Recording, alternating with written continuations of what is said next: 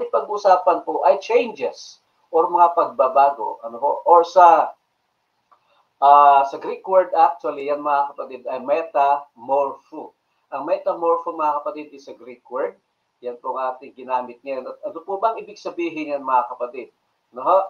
Yan ang ating tatalakayin. Pero bago po yan, meron pong dalawang tanong na nais ko pong ating tunghayan. Ang unang tanong mga kapatid ay, what is the goal of the Christian life? Bilang isang Kristiyano, halimbawa, ikaw, bilang mananampalataya, ano bang naiisip mo na goal mo sa iyong buhay bilang Kristiyano? Marahil tayo isa't isa, meron pong mga personal goal.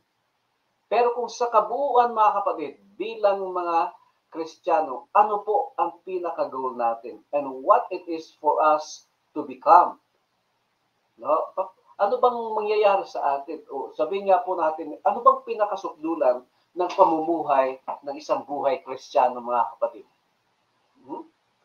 Well, no, siyempre, no, babalik tayo at babalik doon sa pinaka-original na tayo ay maging ayon po sa wangis ng Panginoon. Kahit po sa yung objectives of true education, di ba? Sabi ni Ginang Ellen White, to restore the lost image of God in man. No?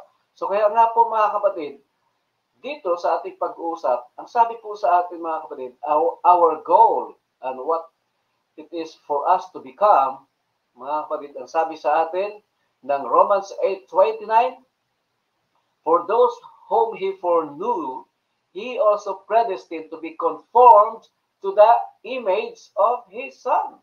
O ito yung mga kapatid, ang sinasabi ng banal na kasulatan, ang layunin po natin, ang pinaka-goal natin, ay maging conforme, to be conformed. So, ibig sabihin po niyan, maging kaayon. Sa kanino po? Sa wangis ng ating Panginoong Hesus. Mga kapatid, ibig sabihin po niyan, hindi po itong physical stature natin. Hindi po yung ating mukha, lahat ng ito, physically, na maging conforme sa ating Panginoong Hesus. Hindi ho mangyayari yan eh. Kasi iba-iba po tayo. Ang sinasabi po niyan ay yung likas ng ating Panginoon. Sa pakahulugan po niyan mga kapatid, to be conformed, ibig sabihin po ay, sabi po, to be in the image of Jesus Christ. To be conformed is to become like Christ. Yan mga kapatid. The ultimate goal of Christian living is to become like Christ. Pero mga kapatid, may tanong pa rin dito, paano ba mangyayari yan? How does this take place? How does one become like Christ? 2 Corinthians 3:18, ito po ang sabi, but we all with unveiled face, beholding us in a mirror, the glory of the Lord, are being transformed into the image from glory to glory, just as by the Spirit of the Lord. Ang tanong nga po, paano tayo magiging kawangis ng Panginoon? Ang sabi po mga kapatid, sa pamamagitan ng pagtingin sa ating Panginoong Hesus. Parang tumingin ka sa salamin. Pag tumingin ka po pala sa ating Panginoong Hesus, para kang nananalimin. Sabi po, at magbabago tayo. Sabi po, glory to glory. As in the glory of the Lord are being transformed. So, pag tumitingin tayo sa Panginoon, doon tayo nababago, mga kapatid. Naniniwala ba kayo dun sa kasabihan, mga kapatid, na kung sino daw po yung madalas nating tinitingnan, later on, nagiging kamukha niya tayo. Pero hindi lang din po yan totoo sa physical, mga kapatid. Di ba, halimbawa, yung mga mag-asawa, walang anak, mga kapatid. So, ang ginawa ay kailangan po nilang mag-adapt. Yung kanila pong inadapt na bata, mga kapatid, ay kahit hindi po yung genes nila, habang tumatagal, nagiging kamukha nila. Tama? Marami na pong mapag-aaral na ganyan. So, kaya nga po ay nagiging kamukha. Pero, mga kapatid, hindi lang sa nagiging kamukha, pati po yung mga ugali. Kung sino yung tinitingnan, mga kapatid, nagiging ugali din. So, ganun din po tayo, mga kapatid. Pagka tumingin tayo sa ating kapwa, ay nagiging ugali natin ng ating kapwa. Pero, ang sabi po sa atin, Ang atin pong titingnan ay ang ating Panginoon Jesus. And we are being transformed, mga kapatid. Yung salitang transformed actually comes from the Greek word. Ito yung sinasabi natin kayo na metamorpho. Which means to change into another form or to transform or transfigure. Ibig sabihin po niyan, mga kapatid, nagbabago tayo. So, nagbabagong anyo, ibig sabihin po, hindi itong anyo na ito. Kundi yun pong sinasabi po na atin pong mga kaugalian. Kaya nga po, the object of our transformation is to become like Christ. At alam niyo po ba, mga kapatid, sabi sa Lucas 6:14, 40, everyone who is perfectly trained will be like his teacher. So kapag lagi tayong tumitingin sa ating Panginoong Hesus, siya ang ating sinusundan, at ang kanyang mga salita ang ating pinag-aaralan, hinahayaan nating turuan tayo ng banal na Espiritu, tayo po daw ay nagiging katulad niya. Perfect. Everyone who is perfectly trained will be like his teacher. Kaya nga po, like teacher, like students, mga kapatid. So parang ganyan ang sinasabi. So, kaya nga po, kailangan merong pagbabago. The Christian is not to be static, but a dynamic process. Pag dynamic process, mga kapatid, talagang gumagalaw yan. Pag sinabing static, nananatili yan, parang status quo. Kaya maraming mga status quo Christians. Matagal na sa pananampalataya pero walang pagbabago. Matagal nang kilala ang Panginoon Hesus.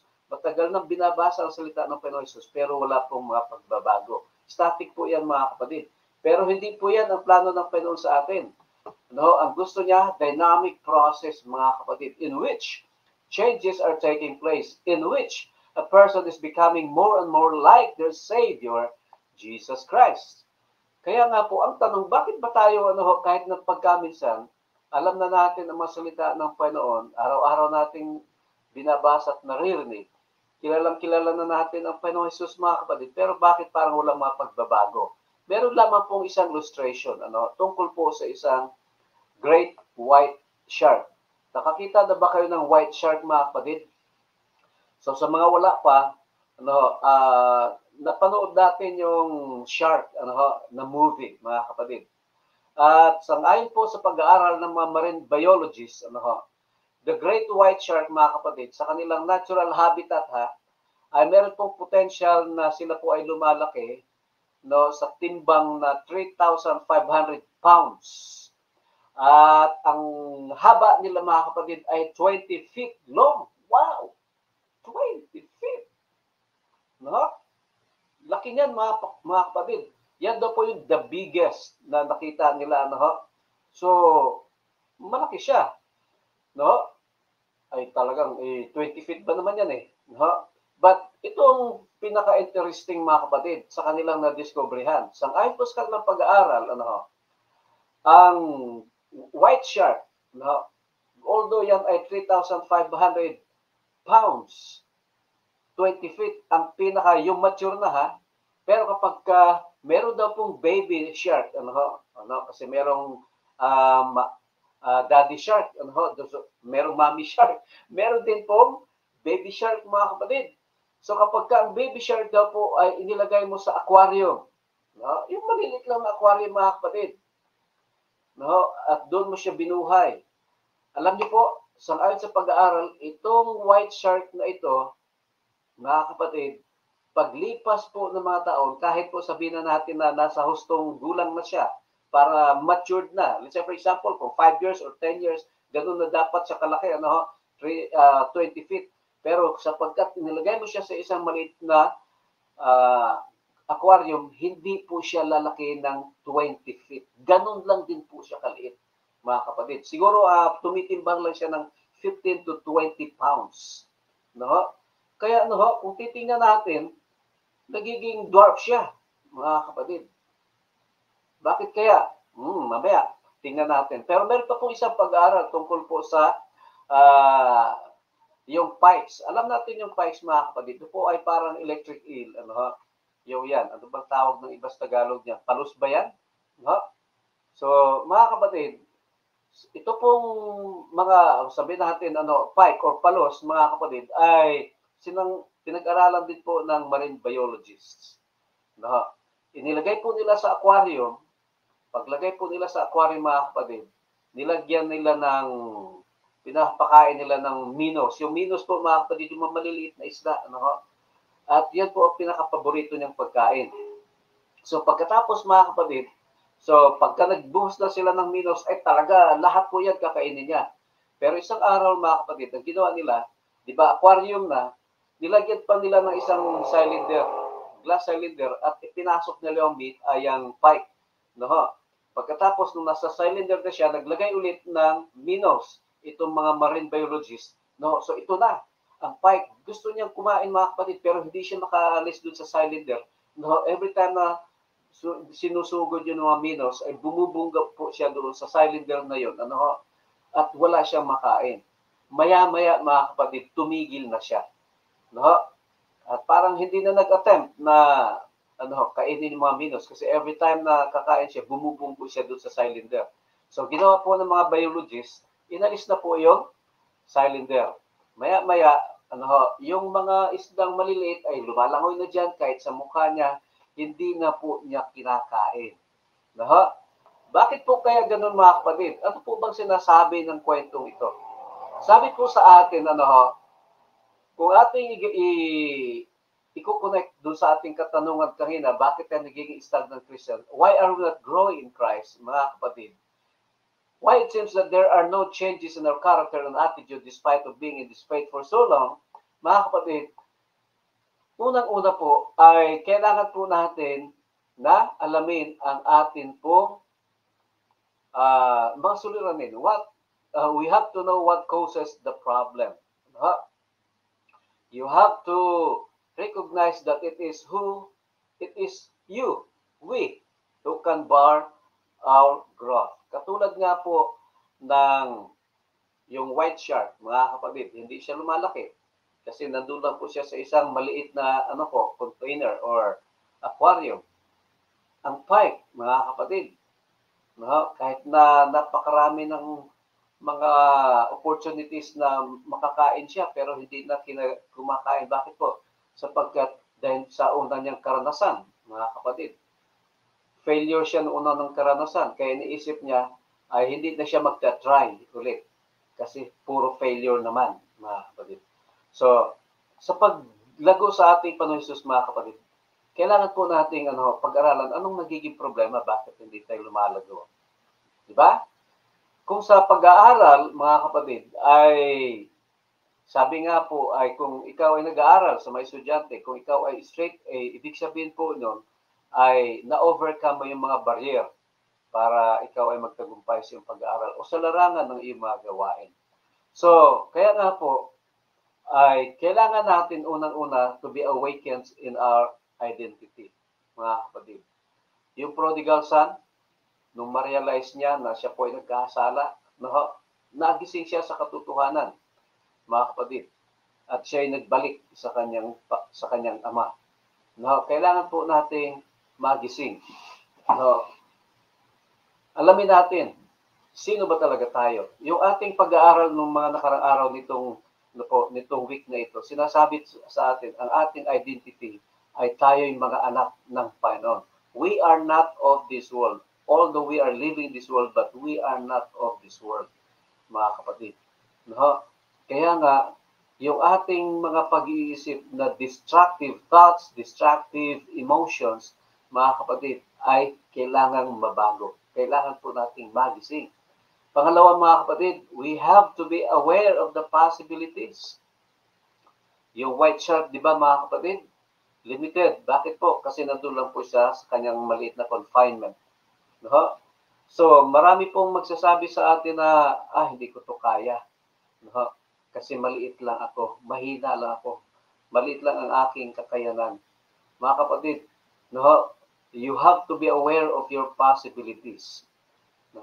Ikaw at ako ay binigyan ng Panginoon ng kakayanan at kapangyarihan para makagawa ng maraming mga bagay. The Bible says, I can do all things through Christ who strengthens me. May sinabi po ba dito mga kapatid na I can do some things? Sinabi po ba dito na I can do few things? Mga kapatid, sabi, I can do all things through Christ that strengthens me. Hindi po sinasabing pili lamang ang ating magagawa, mga kapatid. Others may think because of our status in life, mahirap lang ako eh. No, wala akong natapos sa pag-aaral. Doktor lang ako eh. Sabi nga ng iba. O di po kasabihin nila, ay hindi maganda itong aming environment eh. Nandito kami sa magulong lugar. Ay hindi maganda lugar namin eh. Malayo kami sa kabiasnan, malayo kami sa mga tao. Mga kapatid, wherever you are, no, kung saan ka inilagay ng Panginoon, you have to be aware of the possibilities. Kaya ka inilagay ng Panginoon saan ka man ngayon, no, sapagkat meron siyang pinagagawa sa iyo. No? Kaya huwag nating isipin katulad ng shark na hindi tayo lalago kung saan ka inilagay ng Panginoon. Huwag nating isipin, mga kapatid, na hindi natin kayang gawin ng isang bagay na pinagagawa ng Panginoon kung saan ka inilagay ng Panginoon. You have to be aware of the possibilities. And then, you have to be alive to your responsibilities, mga kapatid. Ayaw ng Panginoon na tayo static, di ba? Gusto niya tayo act dynamic, mga kapatid. Tingnan ninyo, ang ating pananampalataya hindi po lalago kung hindi po tayo makipag-fellowship sa ating mga kapatid. Ang ating pananampalataya, mga kapatid, ay parang boring. Sabihin ko na sa inyo ang totoo, parang boring. Kung tayo po ay pupunta sa church, uupo, tatayo, kakanta lang at wala na ibang gagawin. At hindi tayo, kaya nga po ay makikiisa sa mga gawain. Hindi tayo susuport sa mga gawain. Kahit po dito mga kapatid, sa ating Lifeline Ministries, we are all part of this. Pero kung mga kapatid, wala tayong gagawin, tingnan ninyo, mabubord din po kayo. No? Kaya nga po, we have to be alive. Mga kapatid, we all have responsibilities being sons and daughters of God, mga kapatid. So we are to be active and alive, mga kapatid. And the last one, para po sa lubusang pagbabago, we have to abide in Christ. In John 15:5, 4, sabi po, abide in me and I in you. As the branch cannot bear fruit by itself unless it abides in the vine, neither can you unless you abide in me. So mga kapatid, sa lubusang pagbabago, hindi tayo hihiwalay sa ating Panginoon kahit saglit. The Bible said, trust in the Lord with all your heart and not on your own understanding. Mga kapatid, alam ko matatalino tayo. Binigyan tayo ng Panginoon ng katalinohan at kakayanan, pero hindi para magsarili at humiwalay tayo sa ating Panginoon Jesus. Binigyan tayo ng Panginoon ng kakayanan ito upang tayo manatili sa Kanya at gagawa tayo para sa Kanya. So trust in the Lord with all your heart and not on your own understanding. In all your ways, acknowledge Him and He will direct your paths. And it also says, mga kapatid, suffering may endure for a night, but joy comes in the morning. Yes, meron pong mga obstacles, meron pong mga challenges, pero mga kapatid, panandalian lang yan. Lahat po lilipas. Every time na mga kapatid, naaalala ko na ang lahat ng ating mga kalagayang paghihirap sa lupang ito ay lilipas din, mga kapatid. Kaya nga po ay ang layunin natin ay hindi para dito sa lupa. Kung naghihirap tayo ngayon, mas lalo tayong mag-strive na hindi tayo maghihirap forever. Kasi meron tayong masagana at masayang pamumuhay na inihanda ang Panginoon Jesus. At hindi yan imposible, mga kapatid. Magagawa at magagawa yan ang ating Panginoon Jesus. Ephesians 3:20, now to Him is able to do exceeding abundantly above all that you can ask or think according to the power that works within you. Walang imposible sa Panginoon. At ang ating Panginoon Jesus mismo ang nagpakita ng isang mabuti at napaka-perfect na halimbawa. Inilagay siya sa lupang ito. Siya'y lumago, mga kapatid, sa lahat ng aspeto ng buhay at kanya pong itinalaga ito para po sa pagtupad ng gawain ng Panginoon. You and I have been placed in this world with a very specific mission. Meron tayong mga mission, mga kapatid.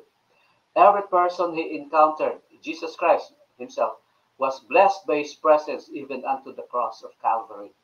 Kahit hanggang sa kamatayan ng ating Panginoon Jesus, mga kapatid, na bless ang lahat ng mga tao na nakakita, nakasaksi, at nakapakinig sa Kanya.